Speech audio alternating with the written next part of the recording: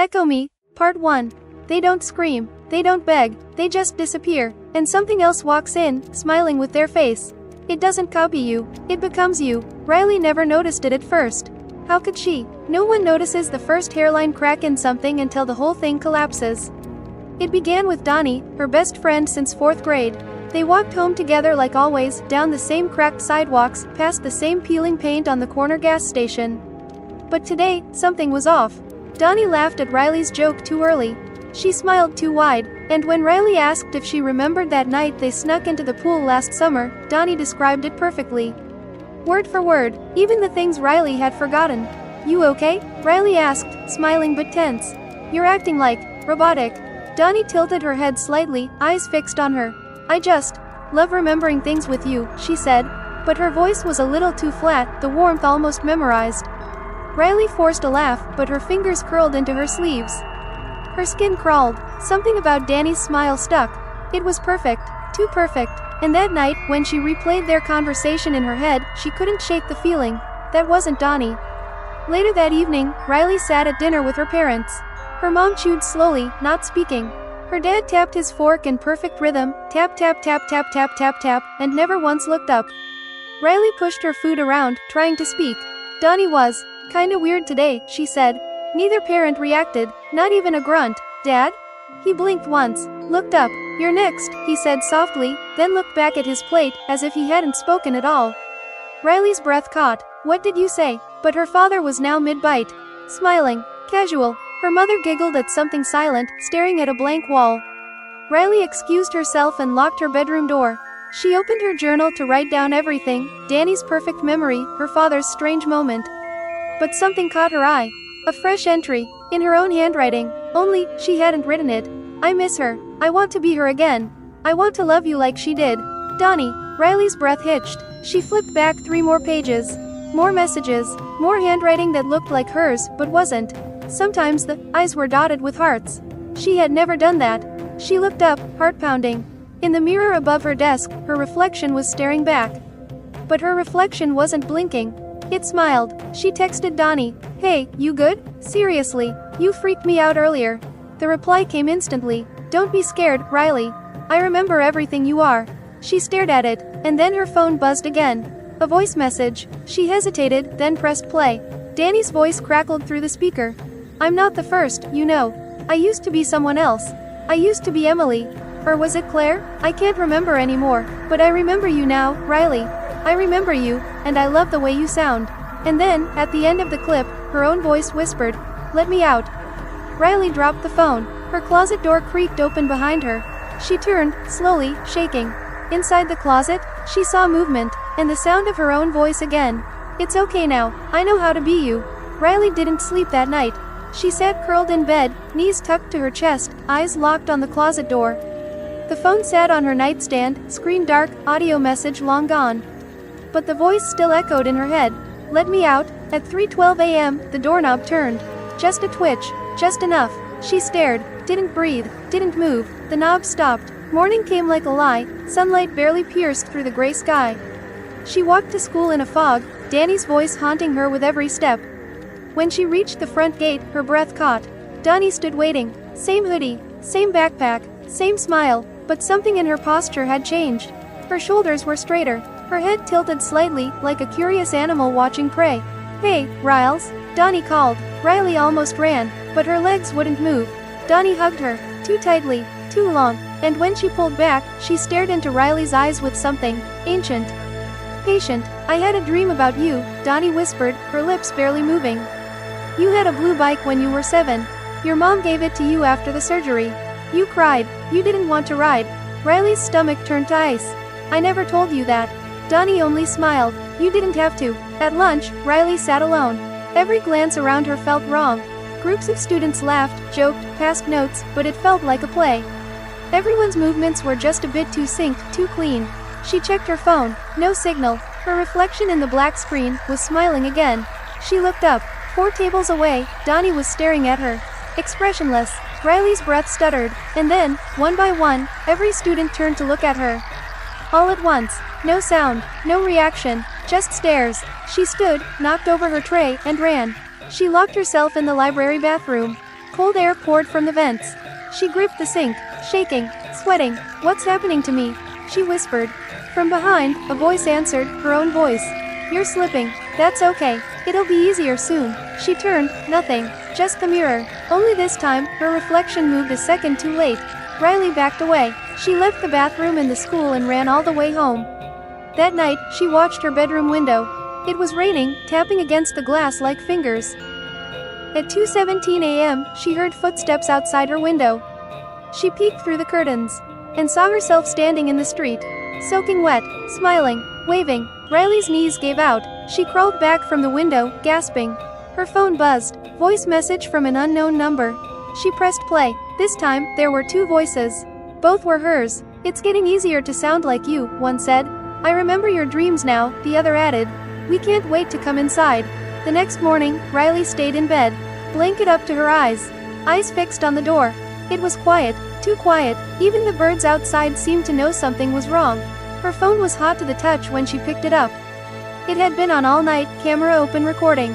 She hadn't opened it. She hadn't pressed record. She hit play. The footage was grainy, dark. Her sleeping face filled the screen. Then something moved beside her. Something she couldn't see. She heard soft breathing. Hers. And then, her own voice, whispering from the shadows. "You sleep like a child. I love that about you." Riley threw the phone across the room. She left the house. No shower. No breakfast. Just ran. The streets felt empty despite being full. People walked their dogs. Kids rode bikes. Cars passed. But not a single face turned toward her. Not until she passed the bus stop. Then, three strangers, man, woman, child, all turned their heads at the same time. All smiled, all in her own face. Riley screamed. She sprinted through the neighborhood, turned sharp corners, cut across a park, and slammed straight into herself. Donnie, or the thing that had once been Donnie. She was wearing Riley's hoodie now. Had Riley's laugh. And when she spoke, it was like a mirror. "Where are you running, Riley?" it asked. Riley backed away. The other Riley followed. "You're tired. I know. I was too, before I let go. Before I let it in." "I don't know what you are," Riley whispered, shaking. The other tilted its head. "I'm you, just a little better." Riley locked herself in the school media lab. She plugged in her phone, frantically searching online for help. She typed, "My friend is copying me. I think she's turning into me. I'm losing myself. Please help." The site refreshed. Her message was gone. Instead, a response appeared instantly. "We know. Thank you for your surrender." The computer shut itself off. The monitor reflected her face. And behind her own reflection, another version of her stood grinning in the dark. She ran into the hallway. The school was silent. The lights flickered. A voice came over the intercom. Her voice. "Riley, please report to the front office. You've been missed." The laughter of dozens of Rileys echoed down the halls. She reached the front office and found every screen showing security footage. Every angle, every room, every single person was her. She watched as dozens of herself walked, sat, taught classes, ate lunch. No one noticed, because no one was left. The final screen blinked. Camera 9. Her bedroom. Riley, the real one, was sitting on her bed, curled up and crying. Only, she was here. Who was that? The screen glitched. The figure in the bed looked up, smiled directly at the camera, and mouthed, "This one is mine now." Riley ran. She didn't remember how she left the school. The last clear moment was the security footage. After that, everything blurred. A sidewalk, a tunnel, voices she didn't recognize calling her name, in her own voice. She found herself at the edge of the woods behind her neighborhood. She hadn't been here in years, but something told her she needed to go in. The trees were wrong, twisted in unnatural directions, bark pulsing like veins. Her phone buzzed. A photo, no number. She opened it. It was her, standing in the woods. This very spot, but she didn't remember taking it. Then another, and another, different versions of her, all in the same place. All from different times, different expressions. Some smiling, some crying, one screaming, and at the bottom of each photo was a date. Some from years before, some from next week. Her legs moved without permission. The forest dragged her deeper. And the deeper she went, the more the world forgot her. Her phone contacts disappeared. Photos of her on social media? Gone. Like she'd never existed. Even the voicemail on her phone, her own voice, was replaced. "Hi. You've reached Riley. I'm already here now. Can't talk." She screamed and threw the phone, but it didn't land. It just vanished into the fog. The trees parted. Ahead of her stood a small cabin. No windows. One door, made of wood that looked alive, breathing slowly, like lungs. She didn't want to open it, but her hand moved anyway. The door creaked, and inside, she saw her childhood bedroom. Her real one. Exact. Perfect. Every stuffed animal, every crooked poster, every memory, and someone sat on the bed, back turned, hunched, breathing heavily. Riley stepped in. The figure on the bed turned slowly. It was her, but younger, maybe 12 years old, eyes swollen from crying, a cut on her cheek, bandages on her wrist. Riley's chest ached. I remember this, the younger version whispered. That's because I left this part behind. But I never really went away. Riley reached out. The moment she touched the girl's shoulder, the room went black. When the light returned, Riley was standing in front of a mirror. She was older now, maybe in her 30s. She wore a gray sweater she didn't own. Her hands bore scars she didn't remember. And behind her, in the mirror, were dozens of herself, stacked like reflections that didn't match. One was smiling, one crying, one bleeding, one had her mouth sewn shut, another had no eyes, and they all whispered together, "We are better at being you than you are." A hand touched her shoulder from behind. She turned. No one was there, but now, in the mirror, she wasn't reflected at all. Only the monster, wearing her face, and smiling. Riley ran from the mirror, but there were no walls now, no room. Just corridors lined with reflections. Some bent, some cracked, some bleeding. In each, she caught glimpses of herself living other lives. Riley as a nurse, tending to patients, smiling too wide. Riley in a classroom, teaching students with cold, empty eyes. Riley in a graveyard, digging with her bare hands. These weren't memories, they were echoes, lives the monster had already lived as her. She screamed, "Get out of me!" Her voice bounced endlessly, but it wasn't her voice anymore. It came back deeper, lower, layered. "You are the echo now, Riley." She collapsed, hands in her hair, crying, but the tears felt distant, as if they belonged to someone else. From the shadows stepped Donnie, or what had been Donnie. Now she was barely human. Skin too smooth, mouth too large, her eyes shimmered like black oil, full of stolen faces blinking behind them. "You thought you were the first?" the thing whispered. Riley whimpered, "Please, I just want to go back." "You were never you to begin with," it purred. Suddenly, Riley found herself sitting at a dinner table. Her parents in front of her. They smiled. "Eating. School go, okay?" her dad asked. She looked down. Her plate was empty, but her fork still moved, feeding herself nothing. "You look tired, sweetheart," her mother said. Riley stood. "I'm not supposed to be here." Her mother blinked once. Slowly. "Who are you again?" The house melted into darkness. A single spotlight lit her face. In front of her stood a wall covered in Polaroids. Each photo showed Riley. Dozens. Hundreds. Every version, every smile, every stolen moment. She stepped closer. At the center was one photo blank. No face. No name. Just scribbled across it, the original. She reached for it, her fingers shook. As she touched it, all the other photos turned to ash.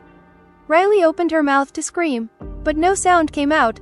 And then, her voice spoke from behind her. "Shish, we already did that part. Your story's over now." And just like that, she was gone. No light, no sound, no memories, no Riley, only a dark room, and a new version of her standing in the school hallway. Smiling, alive, perfect, and already walking towards someone new. "Hey," she said, voice sweet and warm. "You dropped this." She handed the next girl a pen. Their hands touched, and somewhere, deep in the place where Riley used to be, something watched, something waited, something echoed. "I remember you now." She's gone. Sarah's gone. Just like Riley, just like Donnie. But the monster? It's still out there, wearing their skin, wearing their smile. Maybe it's already taken someone you know. Maybe it's listening with you now. Subscribe if you dare, because when it comes for you, you'll want someone to remember who you really were. Or maybe, it's already too late. Echo Me, Part 2 is coming. To be continued in Echo Me, Part 2. Subscribe to the channel, because when your reflection starts acting strange, you'll want to know what happens next.